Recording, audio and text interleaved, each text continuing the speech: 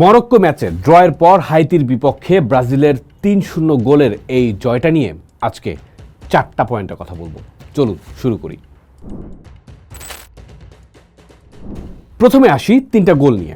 প্রথম গোলটা এসেছে প্রেসিং থেকে। ব্রাজিল মিডফিল্ডে বল রিকভার করে, ভিনিসিয়াস জুনিয়রকে বল ছাড়ে, ভিনিসিয়াস রান কমপ্লিট করে শট নেন, বলটা রিবাউন্ড হয় আর সেই বল কুনিয়ার পায়ে লেগে জালে জড়িয়ে যায়। একটু ভাগ্যের ছোঁয়া ছিল বটে, কিন্তু এর পেছনের প্রসেসটা দেখুন। প্রেস করা, বল রিকভার করা, ভার্টিক্যাল পাস দেওয়া, এটাই ছিল আসল গল্প। দ্বিতীয় গোলটা ছিল পুরোপুরি কম্বিনেশন প্লে। কুনিয়া আর ভিনিসিয়াস রোল বদল করলেন। কুনিয়া লেফট উইঙ্গে নেমে গেলেন আর ভিনিসিয়াস নাম্বার 9 পজিশনে উঠে এলেন। থ্রু পাস ধরে কুনিয়া বক্সে ঢুকে গোলকিপারকে কোনো সুযোগ না দিয়ে ফার্স্টবারে দারুণ ফিনিশিং করলেন।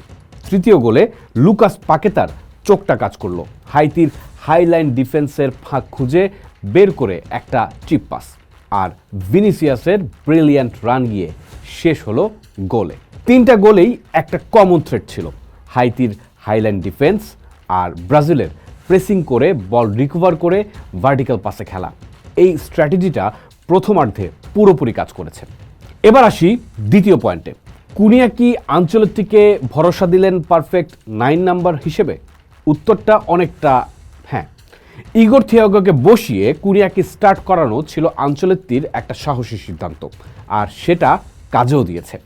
2টো গোল করেছেন তিনি, কিন্তু আসল বিষয়টা শুধু গোলেই না। তিনি কখনো নিচে নেমে এসেছেন, কখনো নাম্বার 8-এর রোলে খেলেছেন, কখনো একদম স্ট্রাইকারের জায়গায়।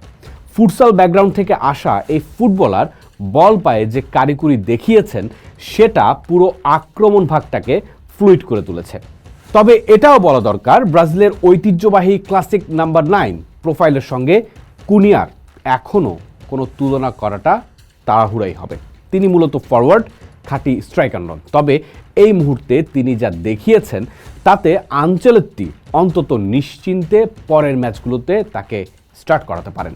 তৃতীয় পয়েন্ট, দ্বিতীয়ার্ধে ব্রাজিল আর গোল পেল না কেন? এখানে 2টো জিনিস কাজ করেছে। 1, হাইতি নিজেদের ফরমেশন বদলে মিডফিল্ডে এক্সট্রা প্লেয়ার নিয়ে এসেছিল, ফলে আগের মতো জায়গা পাওয়া যাচ্ছিল না। আর 2, এবং এটাই বেশি গুরুত্বপূর্ণ, আনচেলত্তি ইচ্ছাকৃতভাবেই গতি কমিয়ে দিয়েছিলেন।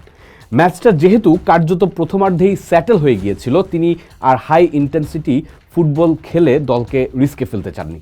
মনে রাখতে হবে, দলটা এমনিতেই ইনজুরি জর্জরিত।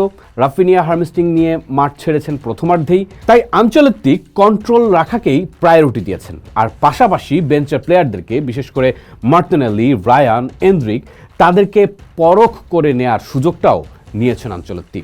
এটা একরকম ক্যালকুলেটেড একটা গিয়ার ডাউন বলা যায়, যেটা বিশ্বকাপের লম্বা রেসে ঠিক সিদ্ধান্ত বলেই মনে হচ্ছে।